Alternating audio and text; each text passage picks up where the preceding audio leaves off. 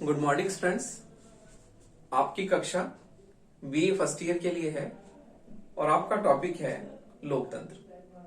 तो देखिए, लोकतंत्र बहुत ही जो है महत्वपूर्ण शासन प्रणाली है और आज वर्तमान में हम देखते हैं कि जो भी राजनीतिक व्यवस्थाएं हैं सभी अपने आप को लोकतांत्रिक कहलाना पसंद करती हैं। तो लोकतंत्र आज एक फैशन हो गया है और हर देश की राजनीतिक व्यवस्था स्वयं को लोकतंत्र के रूप में परिभाषित करना ज्यादा पसंद करती है। और हम देखते हैं कि लोकतंत्र जो है, जैसे कि अब्राहम लिंकन की परिभाषा जनता का, जनता के लिए, जनता के द्वारा शासन, तो हम इसे लोकतंत्र कहते हैं।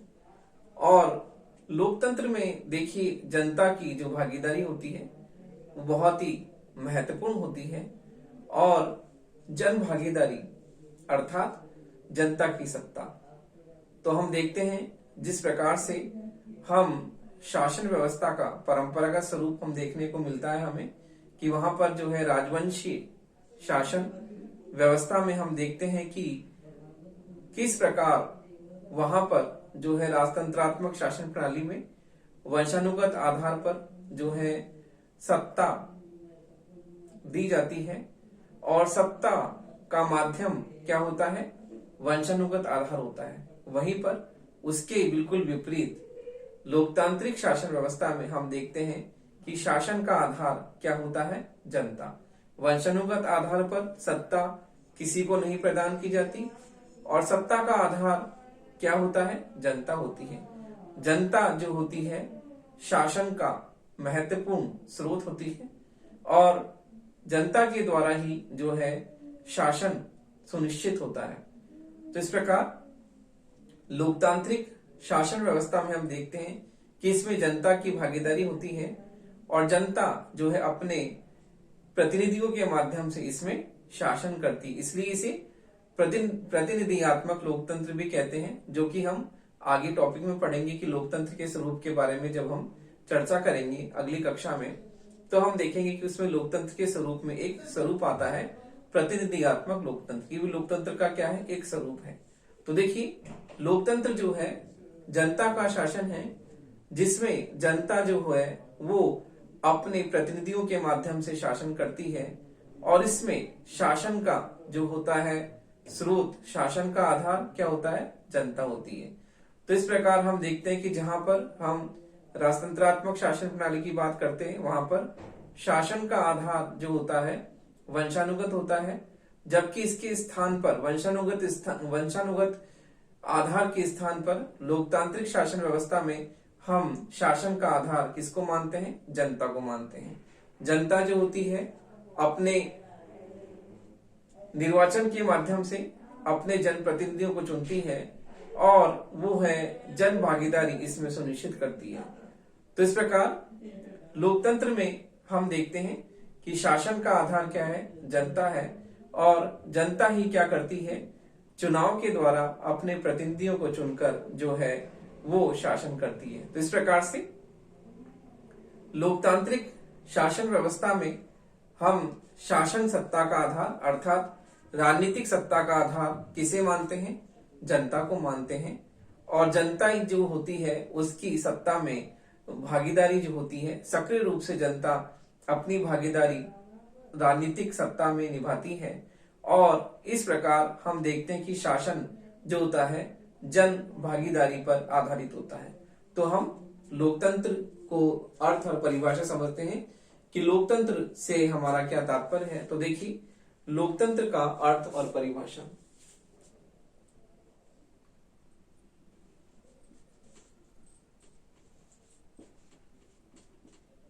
लोकतंत्र का अर्थ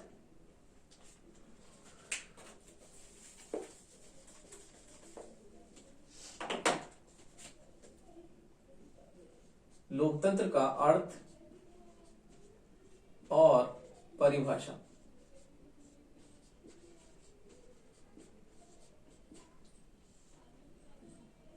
तो देखिए, लोकतंत्र का अर्थ और परिभाषा क्या है। तो देखिए, अंग्रेजी शब्द डेमोक्रेसी का अंग्रेजी शब्द डेमोक्रेसी का अंग्रेजी शब्द डेमोक्रेसी अंग्रेजी शब्द डेमोक्रेसी का अंग्रेजी शब्द डेमोक्रेसी का हिंदी अनुवाद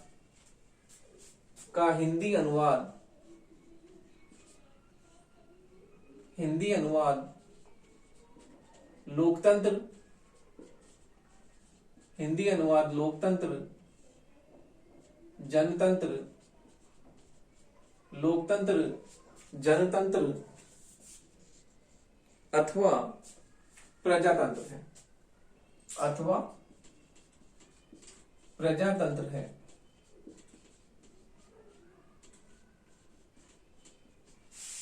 प्रजातंत्र है। अंग्रेजी शब्द डेमोक्रेसी अंग्रेजी शब्द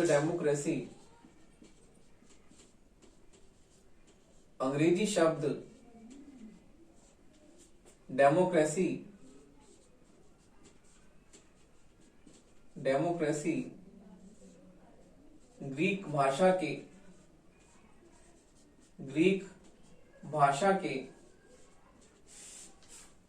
ग्रीक भाषा के दो शब्दों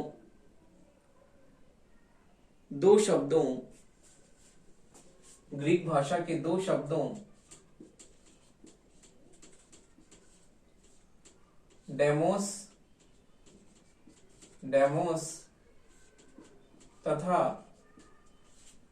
क्रिटिया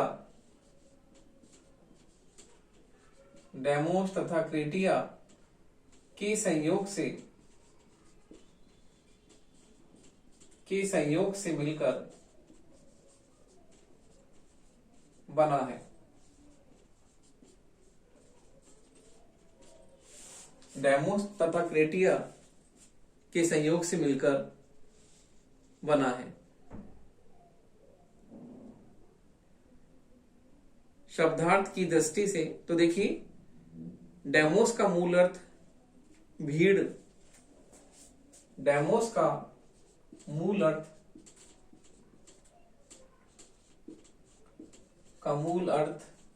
भीड़ तथा आधुनिक समय में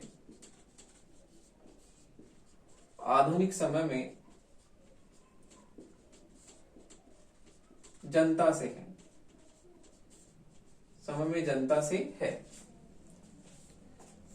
से है तथा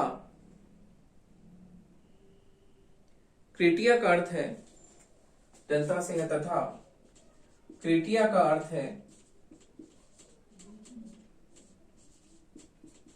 है शक्ति।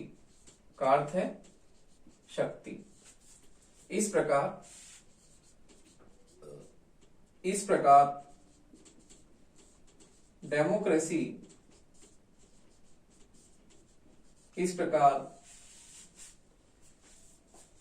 डेमोक्रेसी का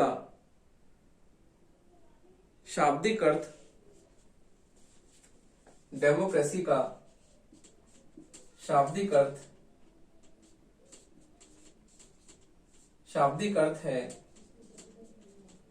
जनता की शक्ति। शाब्दिक अर्थ है जनता की शक्ति। अर्थात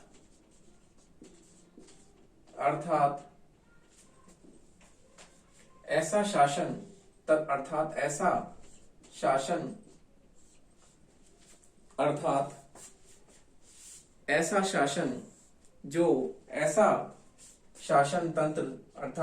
शासन तंत्र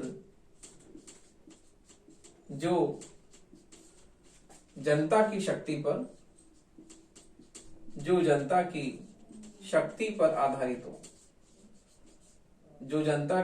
पर आधारित हो। तो देखिए, इस प्रकार डेमोक्रेसी का हम सामान्य अर्थ समझते हैं कि ऐसा शासन जो कि जनशक्ति पर आधारित हो। तो देखिए, हम लोकतंत्र का जो है डेमोक्रेसी, अंग्रेजी शब्द है डेमोक्रेसी, ग्रीक भाषा के दो शब्दों से बना है, डेमोस अथवा क्रेटिया। डेमोस का मूल अर्थ है भीड़ अर्थात जनता, और क्रेटिया का अर्थ है शक्ति। तो इस प्रकार डेमोक्रेसी का शाब्दिक अर्थ है जनता की शक्ति पर आधारित शासन। तो देखिए, डेमोक्रेसी का हम शाब्दिक अर्थ निकालते हैं कि जनता की शक्ति पर आधारित शासन, अर्थात ऐसा शासन तंत्र जो जनशक्ति पर आधारित हो, इसको हम क्या कहते हैं? डेमोक्रेसी। तो इस प्रकार डेमोक्रेसी जो है जनशक्ति पर आधारित शासन है, जिसमें शासन का स्रोत क्या होता है? जनता होती है। तो इस प्रकार हम देखते हैं कि डेमोक्रेसी में हम देखते हैं कि इंग्लैंड में गौरवपूर्ण क्रांति हुई, अमेरिका में जो है लोकतांत्रिक क्रांति हुई 1789 में। तो इस प्रकार हम लोकतंत्र का स्वरूप देखते हैं कि किस प्रकार से हमें वहां पर विकसित रूप में जो है देखने को मिलता है कि इंग्लैंड और अमेरिका में जो है इन क्रांतियों के कारण वहां पर लोकतांत्रिक शासन व्यवस्थाएं जो है पहले से ही स्थापित हैं। तो हम देखते हैं कि लोकतंत्र के जो प्रकार हैं किस प्रकार हैं। तो देखिए, लोकतंत्र के जो है लोकतांत्रिक शासन के दो प्रकार हमें देखने को मिलते हैं। तो उसके बारे में हम चर्चा करते हैं कि लोकतांत्रिक शासन के क्या प्रकार हैं।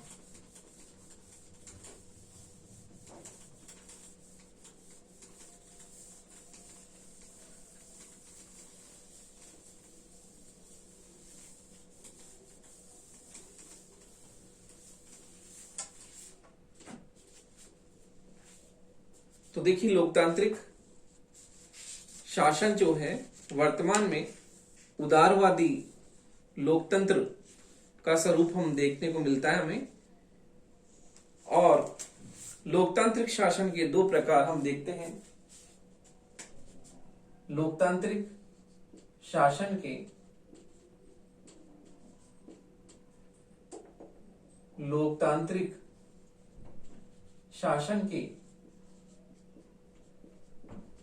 दो प्रकार, लोकतांत्रिक शासन के दो प्रकार निम्न है।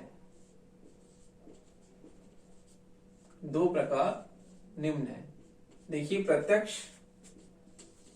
प्रत्यक्ष या शुद्ध लोकतंत्र, प्रत्यक्ष या शुद्ध लोकतंत्र। दूसरा है प्रत्यक्ष या शुद्ध लोकतंत्र। दूसरा है अप्रत्यक्ष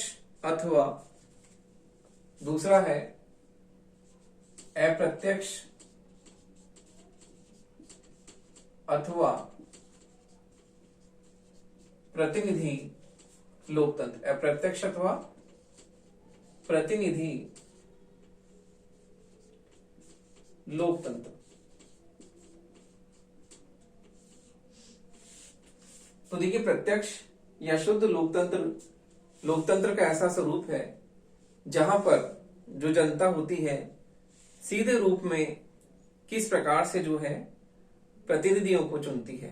तो देखिए, इसमें हम देखते हैं कि लोकतंत्र के प्रत्यक्ष स्वरूप में जनता सीधे रूप से जो है प्रतिनिधियों का निर्वाचन करती है, और इसमें जनता प्रत्यक्ष रूप से अपने मत के द्वारा लोगों को चुनती है। जैसे कि हम आज भी स्विट्जरलैंड के कुछ कैंटनों में ये प्रत्यक्ष लोकतंत्र हमें दिखाई देता है, जहां पर जनता जो है एक आम सभा के द्वारा, जिसे लैंडसीमेंट्स भी कहते हैं, तो उसके द्वारा जनता क्या करती है? अपने मत के द्वारा, जैसे वहां पर आम सभाओं में जनता हाथ खड़ा करके जो है प्रतिनिधियों को प्रत्यक्ष रूप से सीधे रूप से निर्वाचित करती है, इसे हम लोकतंत्र का शुद्ध स्वरूप कहते हैं, जो वर्तमान में हम स्विट्जरलैंड में हमें ये दिखाई देता है। अगला है, तो देखिए, इसमें जनता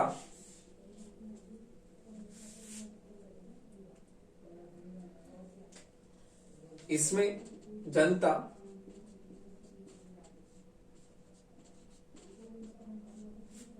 प्रत्यक्ष रूप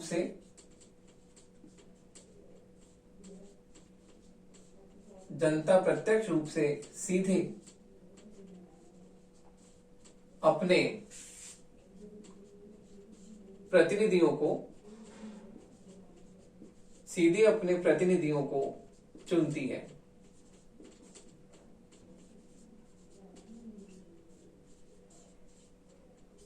इसे हम क्या कहते हैं?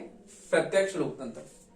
और अप्रत्यक्ष लोकतंत्र में हम देखते हैं कि अप्रत्यक्ष लोकतंत्र, इसमें जनता अपने प्रतिनिधियों को सीधे न चुनकर जो है किस प्रकार एक निर्वाचक मंडल के द्वारा चुनती है। तो इसमें जनता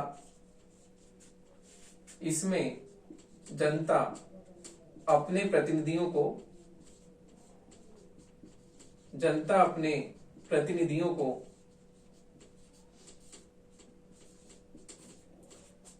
अप्रत्यक्ष रूप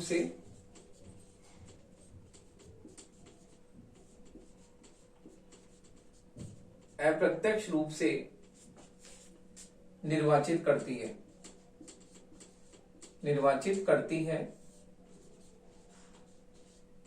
या एक निर्वाचक मंडल के द्वारा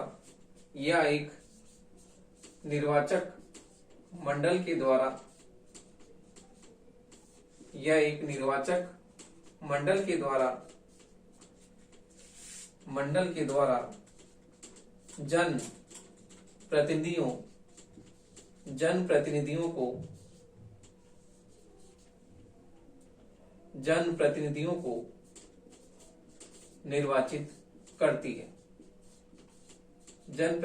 निर्वाचित करती है। तो देखिए,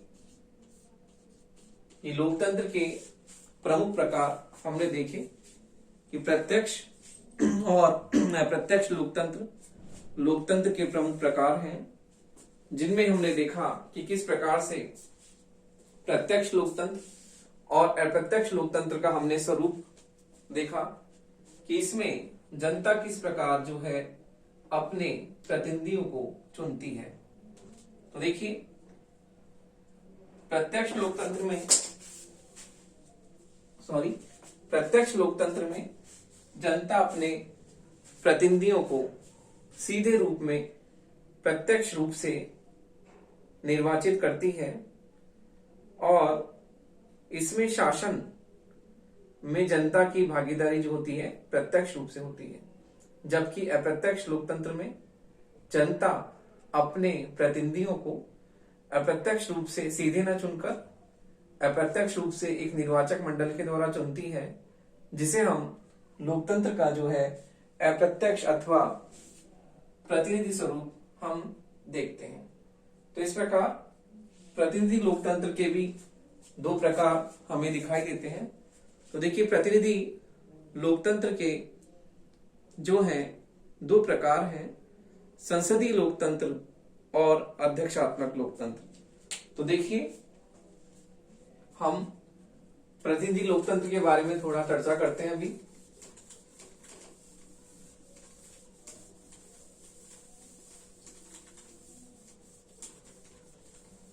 तो देखिए, लोकतंत्र का जो दूसरा प्रकार अप्रत्यक्ष या प्रतिनिधि लोकतंत्र हमने अभी पढ़ा, तो उसका प्रकार हम समझते हैं। उसके दो प्रमुख प्रकार हैं, अप्रत्यक्ष तथा प्रतिनिधि लोकतंत्र के दो प्रकार हैं। तो देखिए, प्रतिनिधि लोकतंत्र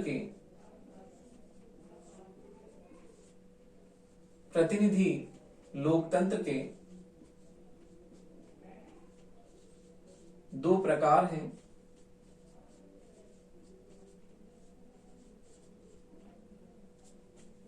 पहला है संसदीय लोकतंत्र।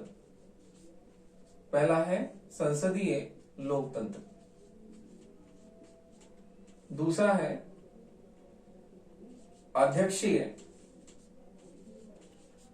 अध्यक्षीय या अध्यक्षात्मक अध्यक्षात्मक लोकतंत्र। तो देखिए संसदीय लोकतंत्र में और अध्यक्षात्मक लोकतंत्र में हमें प्रमुख अंतर देखने को मिलता है। संसदीय लोकतंत्र में कार्यपालिका दो तरह की होती है, नाममात्र की और वास्तविक। संसदीय लोकतंत्र में दो प्रकार की कार्यपालिका होती है, दो प्रकार की कार्यपालिका, दो प्रकार की कार्यपालिका होती है। नाममात्र व वास्तविक। देखिए नाममात्र में राष्ट्रपति होता है और वास्तविक में प्रधानमंत्री और उसका मंत्रिमंडल। प्रधानमंत्री व मंत्रिमंडल। तो देखिए संसदीय लोकतंत्र में दो प्रकार की कार्यपालिका पाई जाती है, नाममात्र की और वास्तविक। नाममात्र की कार्यपालिका का अध्यक्ष होता है राष्ट्रपति और वास्तविक कार्यपालिका का अध्यक्ष होता है प्रधानमंत्री और उसका मंत्रिमंडल। और इसमें हम देखते हैं कि मंत्रिमंडल सामूहिक रूप से जो होता है संसद के प्रति उत्तरदायी होता है। इसमें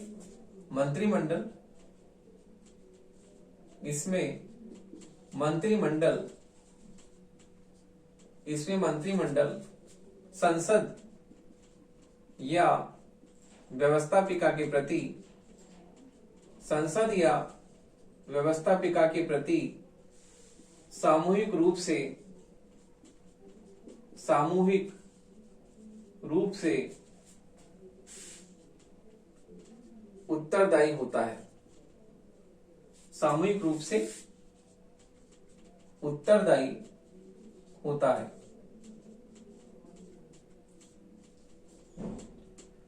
है तथा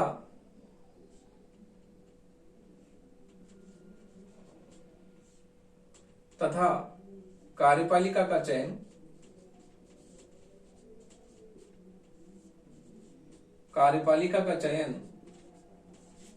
व्यवस्थापिका में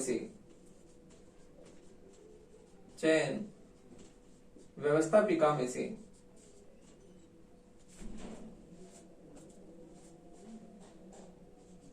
किया जाता है।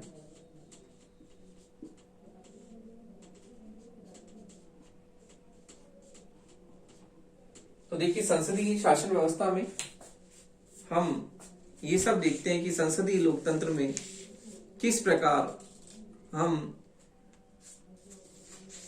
संसद के प्रति मंत्रिमंडल को उत्तरदायी मानते हैं और किस प्रकार हम संसदीय लोकतंत्र में देखते हैं कि इसमें मंत्रिमंडल सामूहिक रूप से संसद के प्रति उत्तरदायी होता है तथा कार्यपालिका का चयन जो होता है व्यवस्थापिका में से किया जाता है, क्योंकि संसद के जो भी मंत्री होते हैं वो कार्यपालिका में बैठते हैं और उसमें उन्हें विभिन्न विभाग दिए जाते हैं।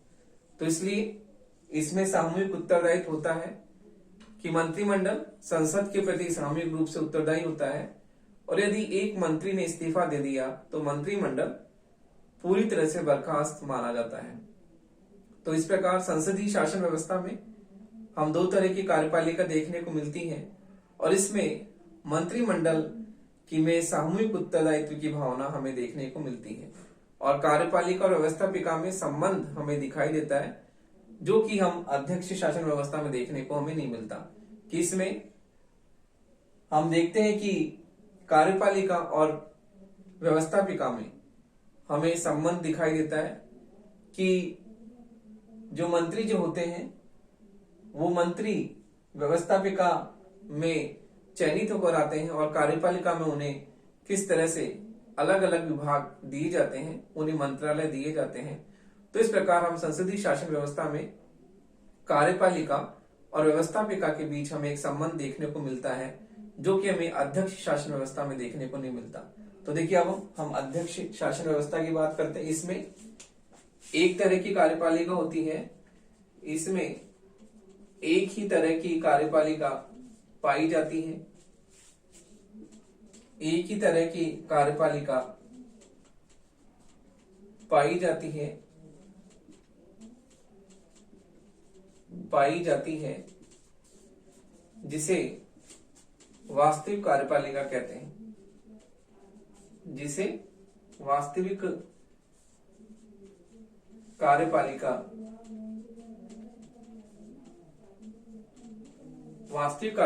कहते हैं, जिसका अध्यक्ष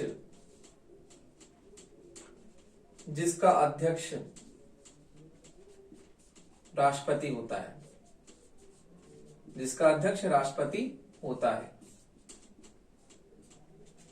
तथा इसमें मंत्रिमंडल व्यवस्थापिका के प्रति उत्तरदायी नहीं होता। मंत्रिमंडल व्यवस्थापिका के प्रति उत्तरदायी नहीं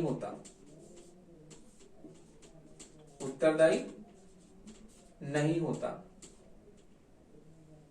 देखिए, अध्यक्षात्मक शासन व्यवस्था में एक ही कार्यपालिका होती है जिसे वास्तविक कार्यपालिका कहते हैं, जैसे कि अमेरिका में अध्यक्षात्मक शासन व्यवस्था है। और इस फॉर्म ऑफ गवर्नमेंट में हम देखते हैं कि किस प्रकार से जो राष्ट्रपति होता है वही वास्तविक कार्यपालिका का अध्यक्ष होता है। और इसमें देखते हैं कि कार्यपालिका व्यवस्थापिका में हमें जो संबंध संसदीय शासन व्यवस्था में दिखाई देता है वो इस शासन व्यवस्था में देखने को नहीं मिलता, क्योंकि इसमें कार्यपालिका और व्यवस्थापिका में ऐसा कोई संबंध नहीं होता। कार्यपालिका अलग होती है, व्यवस्थापिका अलग होती है, दोनों अपने अपने स्वतंत्र रूप से जो है कार्य करती हैं। और इसमें जो है हम देखते हैं कि इसमें कार्यपालिका का चयन व्यवस्थापिका में से नहीं किया जाता, क्योंकि राष्ट्रपति जो होता है वो मंत्रियों को नियुक्त करता है। तो इसमें मंत्रियों को नियुक्त करने में भी राष्ट्रपति की स्वयं की शक्ति होती है। तो हम देखते हैं कि इस प्रकार से वो मंत्री जो होते हैं वो राष्ट्रपति के प्रति उत्तरदायी होते हैं, संसद के प्रति उत्तरदायी नहीं होते हैं। जबकि संसदीय शासन व्यवस्था में मंत्रिमंडल का सामूहिक उत्तरदायित्व तो हमें देखने को मिलता है। यदि एक मंत्री इस्तीफा दे देता है तो पूरे मंत्रिमंडल को इस्तीफा देना पड़ता है। तो इस प्रकार संसदीय शासन व्यवस्था और अध्यक्ष शासन व्यवस्था जो है वो प्रतिनिधि लोकतंत्र के दो प्रकार हैं, जो कि हमने अभी समझे। तो इस प्रकार हम देखते हैं कि प्रतिनिधि लोकतंत्र के दो प्रमुख प्रकार संसदीय लोकतंत्र है और अध्यक्षात्मक लोकतंत्र। तो देखिए, प्रतिनिधि लोकतंत्र के बारे में हमने अभी बताया कि किस प्रकार से जो है प्रतिनिधि लोकतंत्र के दो प्रकार संसदीय लोकतंत्र और अध्यक्षात्मक लोकतंत्र है। तो देखिए, इस प्रकार से लोकतांत्रिक शासन व्यवस्था में हम देखते हैं कि किस प्रकार जो है हम लोकतांत्रिक शासन व्यवस्था में हमें दिखाई देता है कि इसमें जो है ये उदारवादी संविधानवाद में विश्वास करता है। और इसमें हम देखते हैं किस प्रकार से जो है जनता प्रभुसत्ता निवास जनता में करती है और जनता सरकार को नियुक्त करती है और उसे पद से हटा भी सकती है। तो इस प्रकार हम लोकतंत्र में देखते हैं कि लोकतांत्रिक शासन व्यवस्था में जो है संप्रभुता प्रभुसत्ता जनता में निवास करती है और जनता जो है सरकार को चुनती है और सरकार को चुनने के बाद में उसे अपने पद से हटा भी सकती है। तो देखिए, इस प्रकार से लोकतांत्रिक शासन व्यवस्था में हम देखते हैं कि शासन सत्ता का आधार जनता होती है और जनता जो होती है सरकार को निर्वाचित करती है और निर्वाचित करने के बाद में उसे सत्ता से हटा भी सकती है। तो इस प्रकार लोकतांत्रिक शासन व्यवस्था में जो शासन का आधार जनता होती है और वास्तविक शक्ति जनता में ही निहित होती है।